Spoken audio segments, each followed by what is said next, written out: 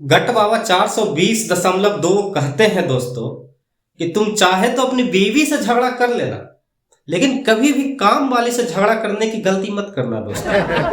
क्योंकि ये जो काम करने वाली बाई होती है ना, इससे अगर आपने झगड़ा कर लिया और वो इरिटेट हो गई तो आपके ऐसे ऐसे खानदान को गाली देगी, ऐसे ऐसे खानदान को गाली देगी जिसको आप अच्छी तरह से जानते ही नहीं हो। और ऐसा नहीं कि आप नहीं जानते हैं, आपकी काम वाली बाई भी उनको नहीं जानती है, फिर भी वो गाली देगी दोस्तों। कल मेरे घर में काम वाली काम कर रही थी दोस्तों, मैं देख रहा था वो काम सही ढंग से नहीं कर रही थी। मैंने उसको टोक दिया, अरे पैसा लेती हो, थोड़ा ढंग से काम करो।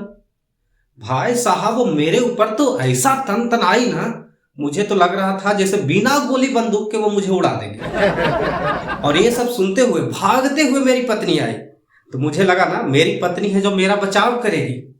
भाई साहब ऐसा कुछ नहीं होता। मेरी पत्नी है जो काम वाली बाई की तरफ से बोलने लगी कि हाँ ये तो है ही ऐसे, ना खुद कुछ करते हैं ना किसी और को कुछ करने देते। भाई साहब जब काम वाली बाई मुझे डांट रही थी ना, तो उतना बुरा नहीं लग रहा था जितना बुरा मेरी पत्नी को मुझे डांटते हुए लगा दोस्तों। फिर मैंने पत्नी को समझाया, अरे इसको पैसा मैं देता हूं, ये ढंग की काम नहीं करेगी तो फिर इसको पैसा क्यों देना, क्यों रखना। काम वाली बाई तो गुस्सा कर ही रही थी दोस्तों। साथ ही पत्नी गुस्साते हुए पता है क्या बोल रही है, आजकल काम वाली बाई कितना मुश्किल से मिलती है। फिर मैं अपनी पत्नी को समझाते हुए बोला, अरे 2-2.5 रूम है अपने पास, तुम भी साफ कर लिया करो। पत्नी पता है दोस्तों क्या बोल रही है, मुझको क्या काम वाली बाई समझे हो क्या।